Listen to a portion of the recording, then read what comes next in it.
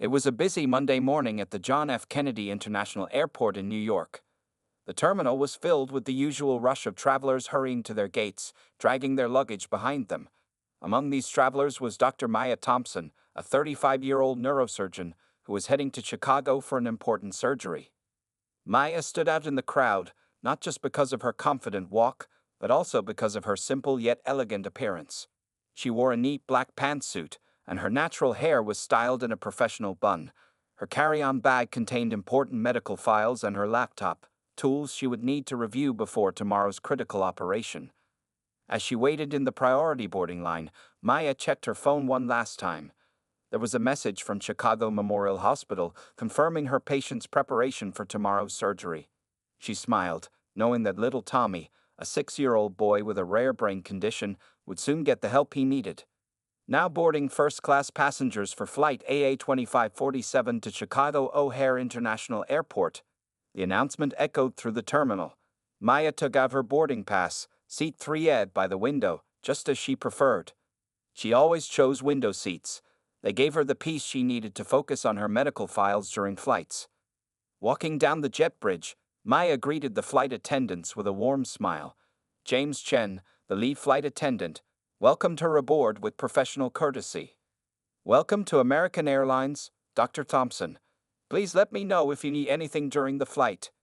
Maya found her seat easily and placed her small carry-on in the overhead compartment, keeping only her medical files and iPad with her. She settled into the comfortable leather seat, immediately opening her iPad to review Tommy's latest brain scans. The images showed a complex tumor that would require all her expertise to remove safely. The cabin slowly filled with other first-class passengers. A young businessman took his seat across the aisle, immediately putting on his noise-canceling headphones. An elderly couple settled in a few rows ahead, quietly discussing their plans to visit their grandchildren in Chicago. Maya was so absorbed in her work that she barely noticed the increasing noise of boarding passengers. That was until a sharp voice cut through her concentration. "Excuse me, I think there has been a terrible mistake." Looking up from her iPad, Maya saw a middle-aged white woman standing in the aisle. The woman, later identified as Sandra Mitchell, was wearing an expensive designer dress and carrying a large leather handbag. She was staring at Maya with a mixture of shock and disapproval. "Is there a problem?" Maya asked politely, though she had already guessed what was coming. After 15 years in medicine and countless flights, this wasn't the first time she had encountered such a situation. "Yes, there certainly is," Sandra replied loudly, looking around as if seeking support from other passengers. "This is the first-class cabin. Your seat must be in economy." Her voice carried a tone of absolute certainty, as if it was impossible for her to be wrong. Several nearby passengers looked up from their phones and magazines, watching the scene unfold. Maya noticed a young woman in row 4 discreetly taking out her phone, likely to record what was happening. James Chen, who had been helping other passengers with their bags, quickly approached. "Is everything all right here?" he asked, maintaining his professional demeanor despite the obvious tension. "No, it's not," Sandra insisted, her voice getting louder. "There must be a mistake with the seating arrangement. This woman must be in the wrong cabin." Maya remained calm, reaching for her boarding pass. Years of handling high-pressure situations in the operating room had taught her to stay composed in challenging moments. She knew that losing her temper would only make things worse. The next few moments would change both their lives in ways neither of them could imagine. As Maya held her boarding pass out to James, she noticed something fall from Sandra's purse. A crumpled hospital admission form for Chicago Memorial Hospital, the same hospital where she was headed to perform surgery tomorrow. James Chen held Maya's boarding pass in his hand, confirming what he already knew. "Dr. Thompson is in her correct seat, ma'am. She's in 3A, just as her boarding pass shows." He turned to Sandra Mitchell with a professional smile, though his eyes were firm. Sandra's face turned red. "There must be some mistake. I paid full price for my ticket, and I cannot sit next to." She stopped herself mid-sentence, but everyone knew what she was about to say. The other passengers were now openly watching the scene unfold. Some shook their heads in disapproval at Sandra's behavior. "I also paid full price for my ticket, Mrs. Mitchell," Maya said calmly, still holding her medical files.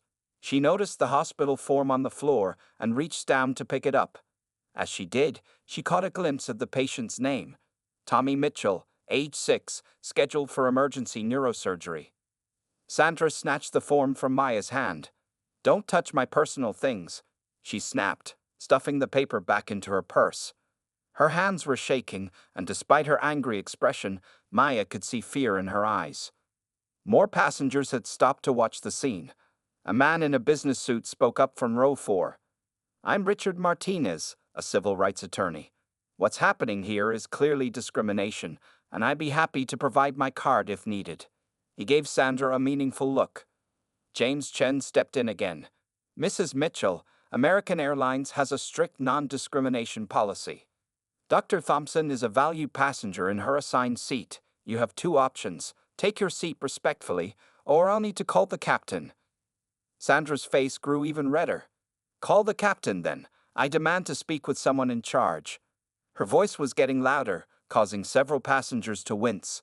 A baby in row 5 started crying. Maya remained focused on the hospital form she had seen. The details matched her patient for tomorrow, the same hospital, the same procedure. Could Sandra be Tommy's grandmother? The thought made her pause. The captain emerged from the cockpit, his presence commanding immediate attention. Captain David Anderson was a tall man with gray hair and a calming demeanor. "What seems to be the problem here?" he asked, though the flight attendants had already briefed him through their intercom. "This woman is refusing to accept her seat assignment next to Dr. Thompson," James explained diplomatically. "We verified all boarding passes are correct." Captain Anderson turned to Sandra. "Ma'am, we have a zero-tolerance policy for discriminatory behavior on our aircraft. You can either take your assigned seat peacefully, or you'll need to leave the plane. The choice is yours, but you need to make it now. We have a schedule to maintain." Sandra's eyes darted around the cabin, seeing nothing but disapproving faces. Her hands clutched her purse tighter, and Maya noticed they were trembling more visibly now. The hospital form peeked out again. Making a decision, Maya spoke up. "Captain, if I may." All eyes turned to her. "Mrs. Mitchell, is Tommy Mitchell your grandson?" The question seemed to shock Sandra. Her angry expression cracked, revealing raw fear and worry underneath. How do you know about Tommy?" she asked, her voice suddenly small. "I'm Dr. Maya Thompson, the neurosurgeon scheduled to operate on him tomorrow at Chicago Memorial," Maya explained gently. "I recognized the hospital form." The silence that fell over the cabin was deafening. Sandra's face went from red to pale in seconds. She looked at Maya, then at her medical files, then back at Maya. The realization slowly dawned on her face as she connected the dots. You're Tommy's doctor?" Sandra whispered, her voice trembling. The designer purse slipped from her fingers, hitting the floor with a soft thud. The same hospital forms scattered across the aisle, telling a story of a grandmother's desperate journey to reach her sick grandson. The other passengers watched in silence as Sandra slowly bent down to pick up her scattered papers. Her hands were shaking so badly that she could barely hold them. Without a word, Maya got up from her seat and helped gather the hospital documents. "Please," Maya said softly, "sit down. We should talk about Tommy's case." She handed the papers back to Sandra, who took them with trembling fingers. Captain Anderson and James Chen exchanged looks. The situation had changed completely. James nodded to the captain, who returned to the cockpit after saying, "Please make sure all passengers are seated for takeoff." Sandra sank into her assigned seat next to Maya, clutching her purse to her chest. She looked smaller now, her earlier anger replaced by obvious fear and shame. Tears started forming in her eyes. I didn't know," she whispered, staring at her lap. "When they told us Tommy needed brain surgery, I was so scared. We've already lost his mother, my daughter, last year. He's all I have left." A tear rolled down her cheek. Maya pulled out Tommy's medical files from her bag. "Would you like to see his scans? I can explain what we're going to do tomorrow." She spoke in the same gentle but confident tone she used with all her patients' families. Other passengers slowly turned back to their own business, though many kept glancing at the 2 women.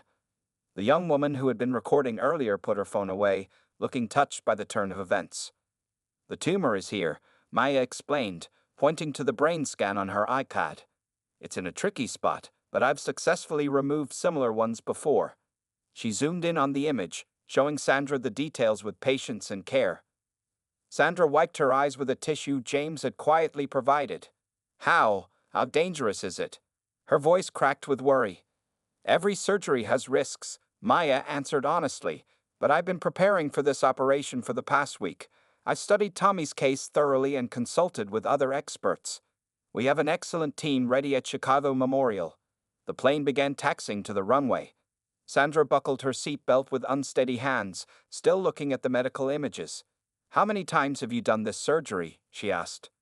I performed this specific procedure 67 times over my 12-year career, Maya replied. The success rate is very good, especially for children Tommy's age. She pulled out more documents showing statistics and recovery rates. As the plane took off, Sandra listened intently as Maya explained each step of the upcoming surgery.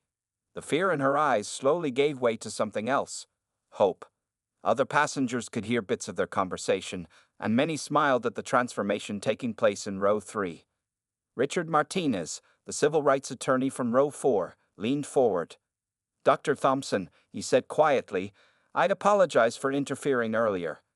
This is a much better resolution than anything legal action could have achieved. Maya gave him a kind smile. Sometimes people just need a chance to see beyond their first impressions, she replied. Sandra looked up, her face filled with shame and gratitude. I've been so wrong, she admitted, her voice barely above a whisper. My grandson's life is in your hands, and I almost... She couldn't finish the sentence. Let's focus on Tommy, Maya suggested, pulling out another scan. See this area here? This is where we'll begin tomorrow morning. The procedure should take about 6 hours. The plane climbed higher into the sky as Maya continued explaining the surgery details. Through the window, the morning sun cast a warm glow over both women as they bent over the medical files together. Their earlier conflict transformed into a shared concern for a little boy's life. An hour into the flight, the cabin crew began their drink service. James Chen approached row 3 with special attention, noting how different the atmosphere was now compared to earlier. Would either of you like something to drink? He asked kindly. The two women looked up from their discussion about Tommy's recovery timeline. Water, please, Maya requested. She turned to Sandra, who seemed lost in thought. Mrs. Mitchell, would you like something? It's important to stay hydrated. Sandra blinked, coming back to the present moment. Yes, water would be nice, thank you. Her voice was softer now, missing all the anger from before. She pulled out her phone and showed Maya a photo of a smiling little boy with bright blue eyes. This is Tommy, she said, her voice full of love. It was taken just 2 months ago, before. She stopped, fighting back tears. Before we noticed something was wrong, he started having these terrible headaches. Maya looked at the photo with genuine interest. He has a wonderful smile, she said warmly. And you caught the symptoms early, which is very important. Many families don't notice the signs until much later. The businessman across the aisle, who had removed his headphones, spoke up unexpectedly. My nephew had brain surgery last year, he shared. He's doing great now. These doctors work miracles. Sandra turned to him with hope in her eyes. Really? How old is your nephew? 7, he replied. Almost the same age as your grandson. Dr. Rachel Chen at Boston Children's did his surgery. These neurosurgeons are amazing people. Dr. Chen is a colleague, Maya added. We actually consulted about Tommy's case last week. She agreed with our surgical approach. Sandra's eyes widened. You got a second opinion? You didn't have to do that. I always do for complex cases, Maya explained. It's part of giving the best care possible. We doctors work as a team, even across different hospitals.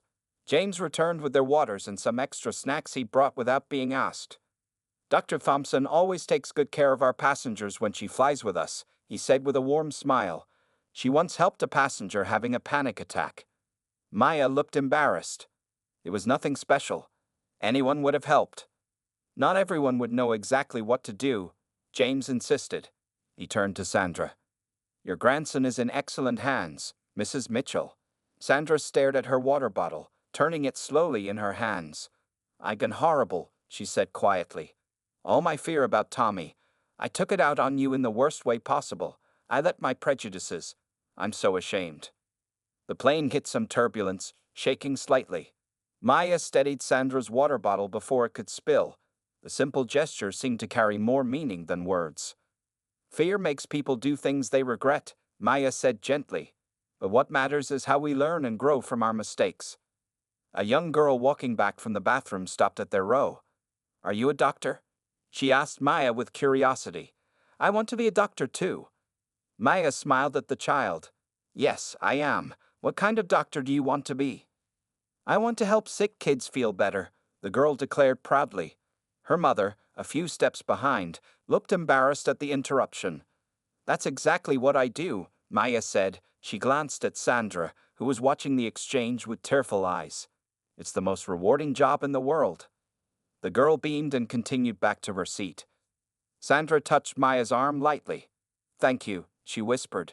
Not just for Tommy, but for showing me how wrong I was. I'll never make assumptions about people again. Maya covered Sandra's hand with her own. Let's focus on getting Tommy better. Tomorrow is a big day, and we both need to be strong for him. As the flight reached its cruising altitude, Sandra pulled out more photos from her purse. Each picture showed Tommy at different moments of his life. His first day of school, playing baseball, and celebrating his 6th birthday just 3 months ago.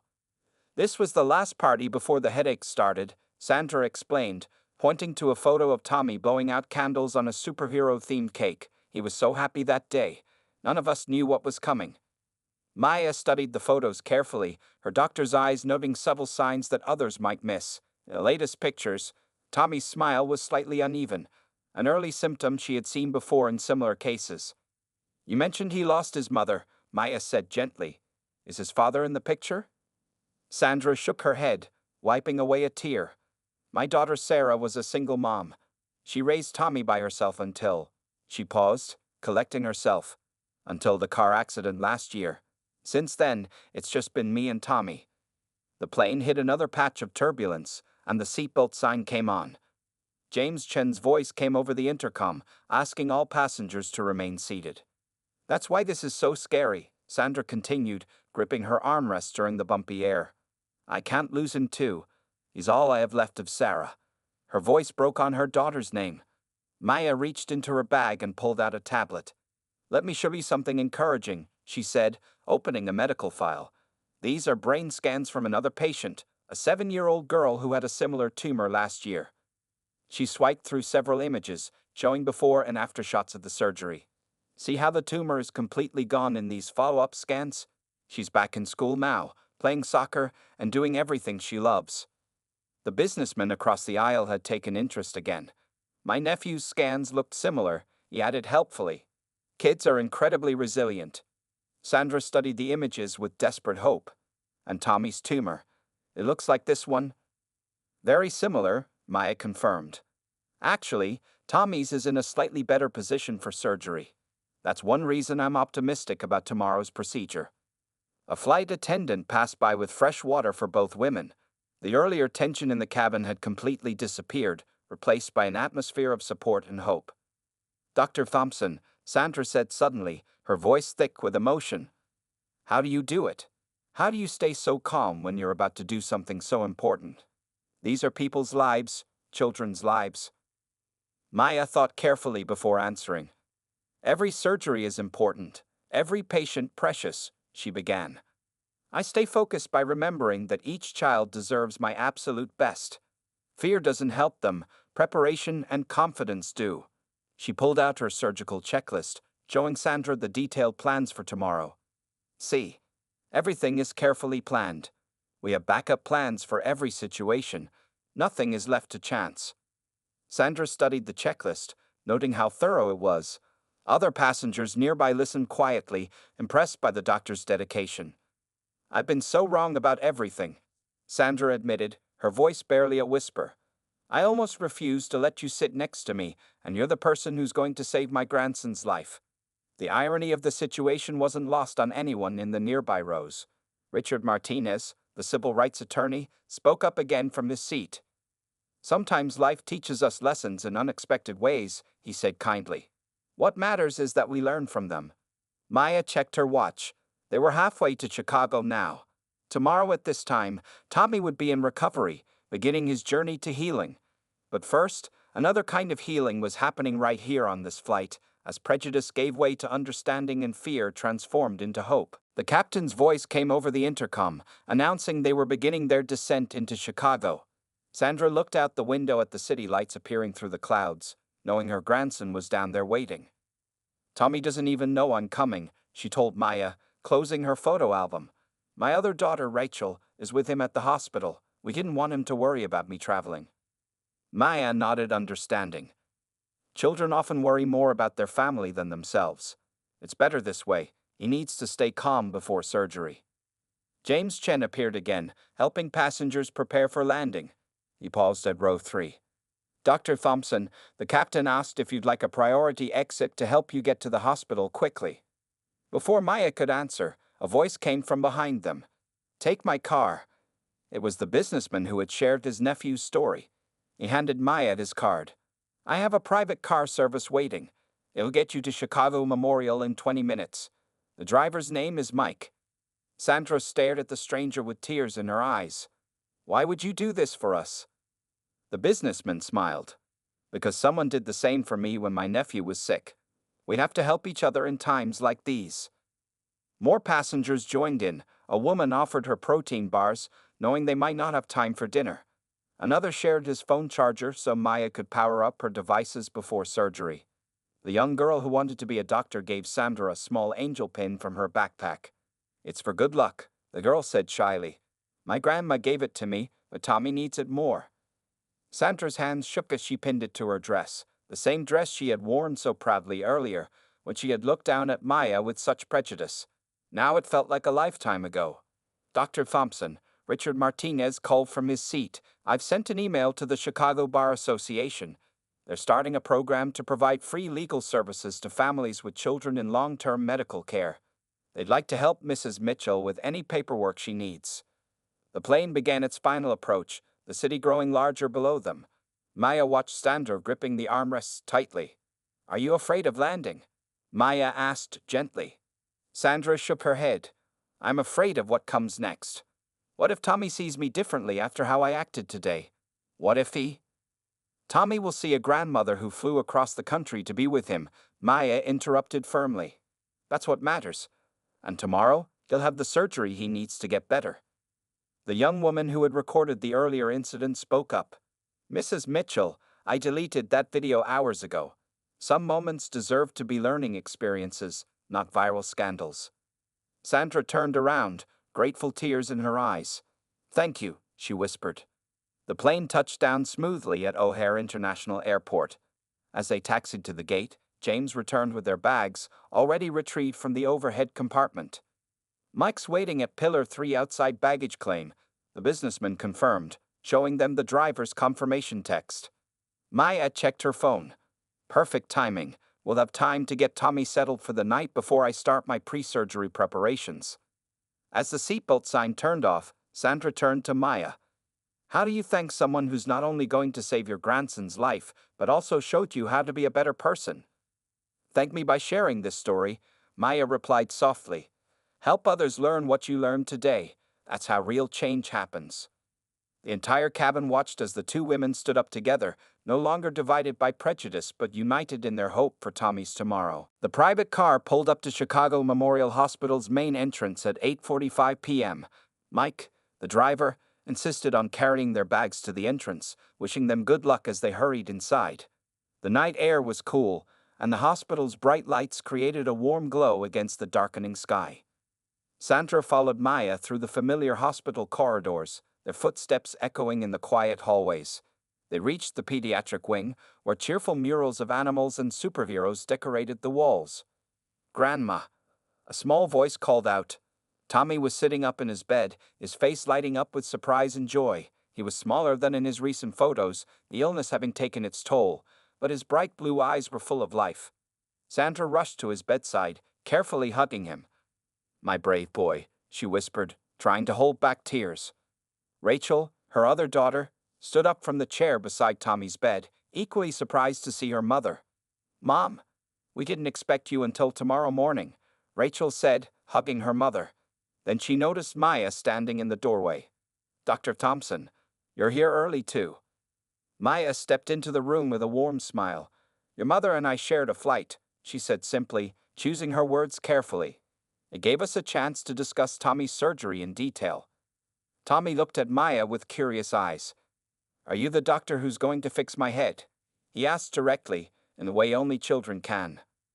That's right, Maya replied, approaching his bed. She pulled out her tablet. Would you like to see something cool? These are pictures of your brain. Tommy sat up straighter, instantly interested. Really? Can I see? Maya sat on the edge of his bed, holding the tablet where he could see it. She explained the images in simple terms that a 6-year-old could understand, using analogies that made sense to him. See this part here? It's like a small ball that shouldn't be there. Tomorrow, my team and I are going to take it out, kind of like removing a puzzle piece that doesn't fit. Sandra watched in amazement as Maya connected with Tommy, making something scary seem manageable. The doctor who she had initially judged so harshly was now sitting here, going above and beyond to comfort her grandson. A nurse came in to check Tommy's vital signs. Look who's got the best doctor in Chicago, she said cheerfully, noting his improved mood.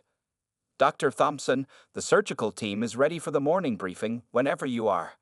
Maya nodded, then turned back to Tommy. Get some good sleep tonight, buddy. Tomorrow's a big day, but you don't have to worry about anything. That's my job. Tommy gave her a small smile. Will my grandma be here when I wake up? I'll be right here, Sandra promised, holding his hand. And so will Aunt Rachel. Maya stood up, gathering her things. I need to meet with my team now, but I'll see you in the morning, Tommy. Try to get some rest, everyone. As Maya turned to leave, Sandra followed her to the door. Dr. Thompson, she said quietly, I don't deserve the kindness you've shown us. Maya looked at her with understanding eyes. Sometimes the best medicine isn't just for the patient, she replied softly. Get some rest, Mrs. Mitchell. Tomorrow will be a long day, but Tommy is in good hands. Through the window, they could see the surgical team gathering in the conference room across the hall. Maya's colleagues were arriving, ready for the detailed planning session that would last late into the night. Sandra watched Maya join her team, then turned back to Tommy's room. Her grandson was already dozing off, the angel pin from the little girl on the plane now attached to his hospital gown. Tomorrow would change everything, but tonight, hope filled the quiet hospital room. 2 weeks after the surgery, Tommy sat in his hospital bed, playing with a new superhero action figure. The morning sunlight streamed through the window, highlighting his bright smile and the neat row of healing stitches hidden by his growing hair. And then Iron Man flies in and saves everyone, he explained to Dr. Thompson, who was checking his latest brain scans on her tablet. His voice was stronger now, full of the energy that the tumor had once taken away. Maya smiled as she listened to his story. The scans showed exactly what she had hoped to see, complete removal of the tumor and excellent healing. Tommy's recovery had been remarkable, even better than expected. Sandra sat in the chair beside the bed, watching them interact. She looked different now, more peaceful, more humble. The past 2 weeks had changed her in ways she never expected. Tommy's latest tests are perfect, Maya announced, showing them the scans. I think we can talk about going home soon. Tommy's eyes lit up. Really? Can I go back to school? In a few more weeks, Maya promised. But first you need to rest at home and get stronger. Your grandma will help you with that. Sandra reached for Tommy's hand. We'll do everything exactly as Dr. Thompson says, she assured him. Then she turned to Maya with tears in her eyes. How can we ever thank you enough? Before Maya could answer, there was a knock at the door. James Chen, the flight attendant from their memorable flight, walked in carrying a large gift basket. Behind him came several other familiar faces. The businessman who had offered his car, the little girl who had given Tommy her angel pin, and Richard Martinez, the civil rights attorney. We wanted to see how our young friend was doing, James explained, placing the basket on Tommy's bedside table. It was filled with toys, games, and cards from the passengers who had witnessed the beginning of this journey.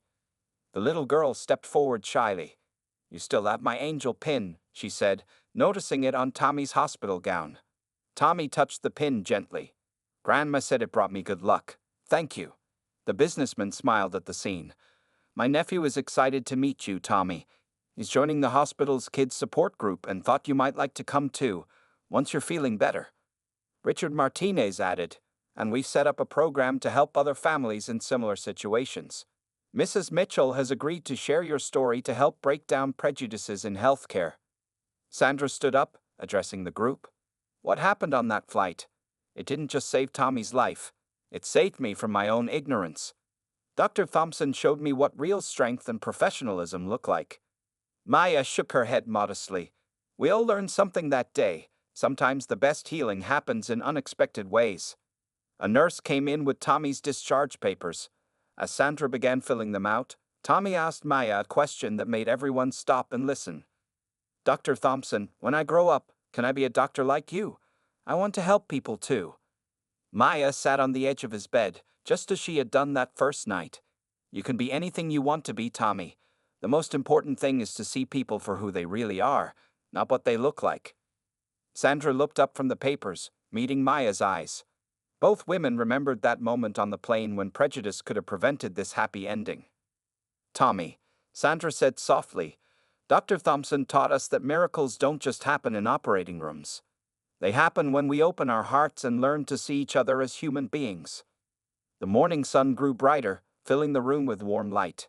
In that moment, they'd all understood that this wasn't just a story about a successful surgery. It was about the healing of hearts, the breaking down of barriers, and the power of compassion to change lives.